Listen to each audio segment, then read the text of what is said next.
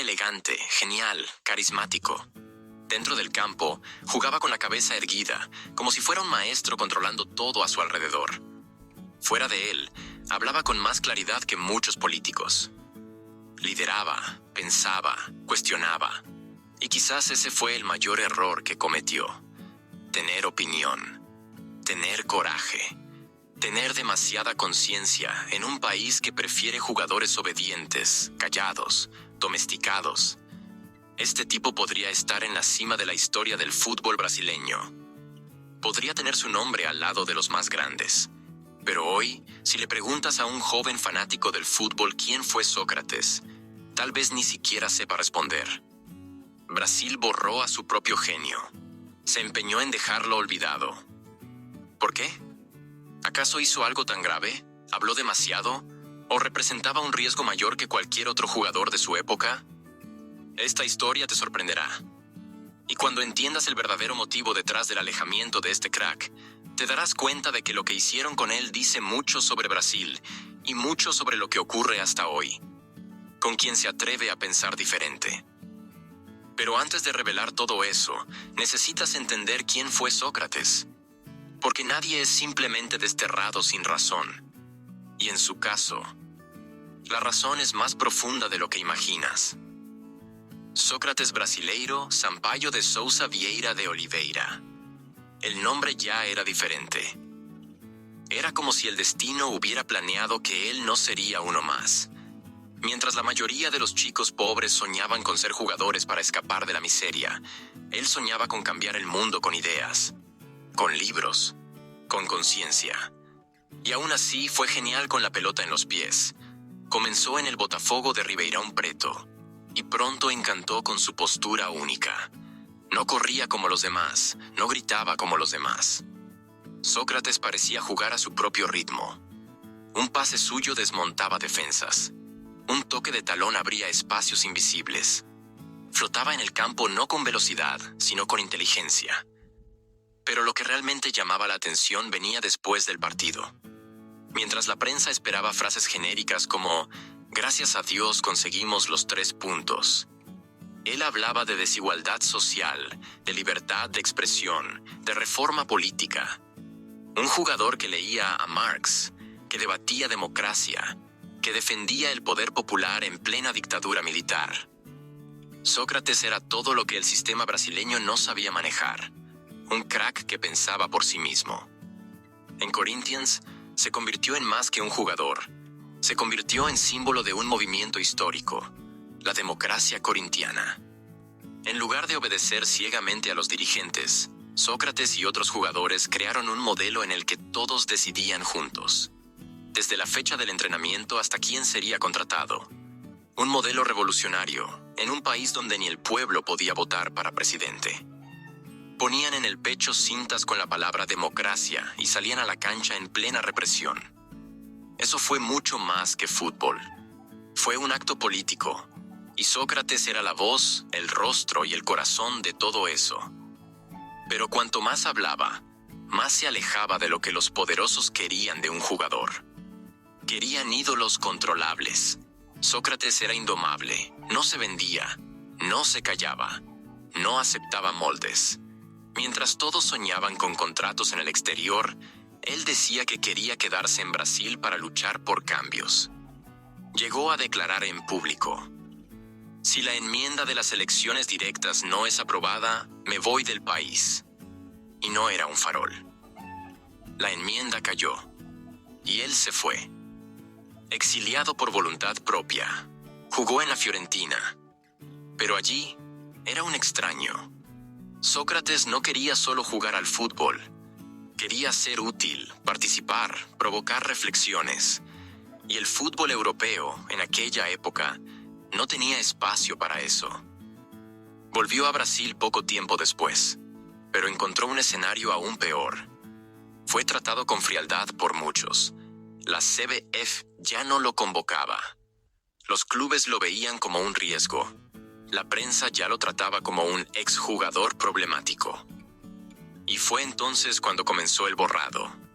No fue un golpe solo. Fue lento, silencioso, quirúrgico. En lugar de homenajes, vinieron los silencios. En lugar de estatuas, vinieron las etiquetas. Rebelde. Complicado. Difícil de tratar. ¿Pero qué hizo exactamente para merecer eso? ¿Pensar? ¿Hablar? ¿Defender al pueblo? La respuesta está por llegar. Pero antes de seguir, déjame pedirte algo importante. Suscríbete ahora al canal. El Brasil que Sócrates encontró al volver de Europa ya no era el mismo. La dictadura estaba técnicamente debilitada, pero las estructuras del poder seguían intactas. Los generales habían cambiado de uniforme, pero seguían influyentes en las sombras. Y dentro de la CBF, nada había cambiado. Sócrates quería jugar, quería seguir influyendo, pero se dio cuenta de que ahora era visto como una molestia. No fue expulsado de forma directa, eso mancharía la imagen del país. Pero fue tratado con un silencio que habla más fuerte que cualquier ofensa. La verdad es que los bastidores del fútbol estaban siendo tomados por una nueva élite. Empresarios, directivos y políticos que buscaban más control, más lucro, menos libertad. Y Sócrates, con sus ideas, su conciencia, su popularidad, era demasiado peligroso para dejarlo libre. No pertenecía al esquema. Nunca aceptó formar parte de la maquinaria. Nunca se inclinó. Y eso molestaba a quienes viven del control. Basta recordar la Copa de 1986. Aunque jugó a un nivel alto y seguía siendo uno de los líderes del equipo, fue marginado de muchas decisiones. La CBF se encargaba de minimizar su presencia.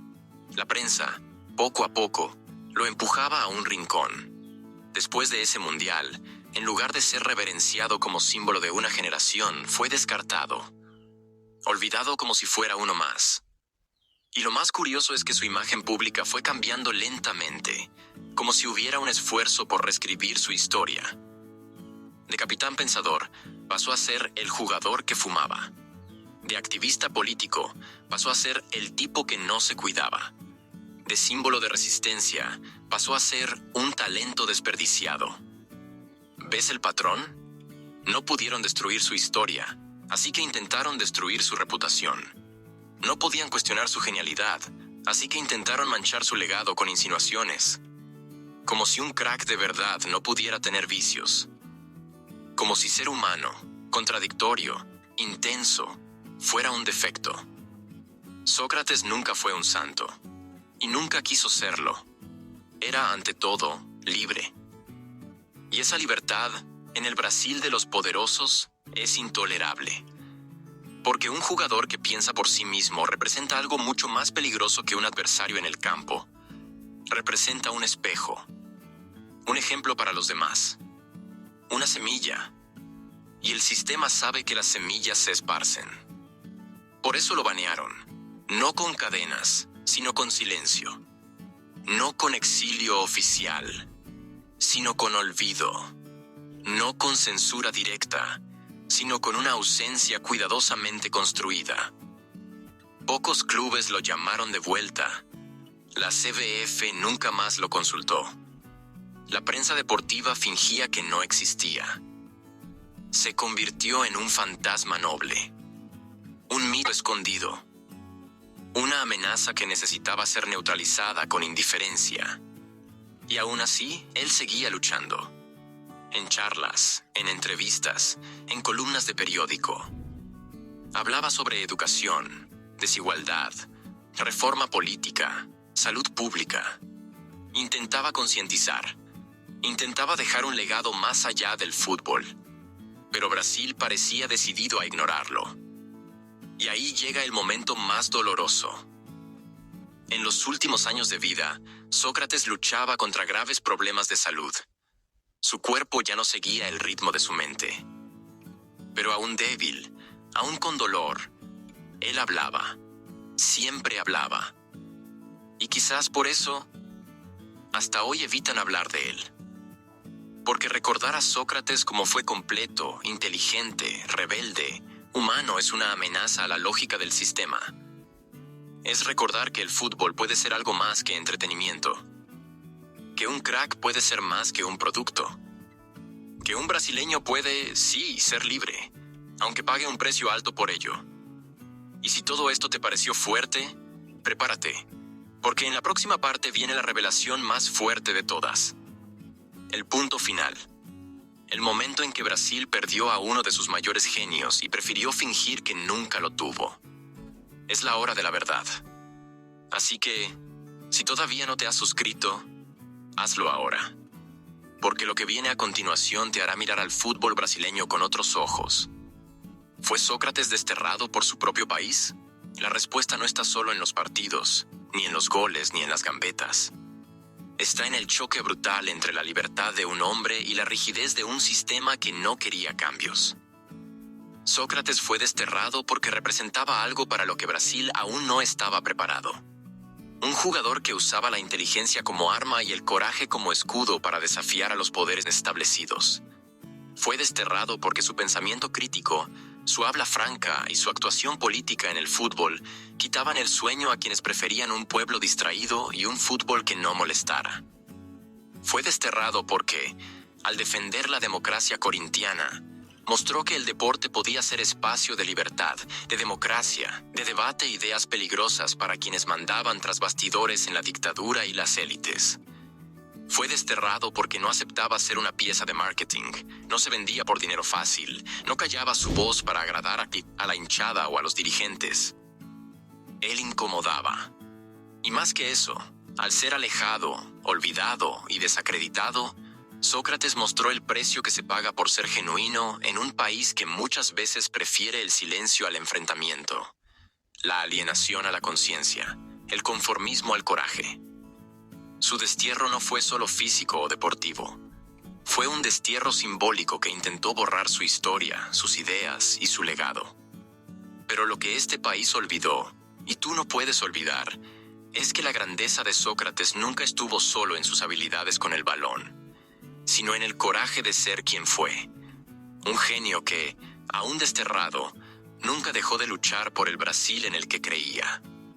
Ese es el verdadero legado que Sócrates dejó.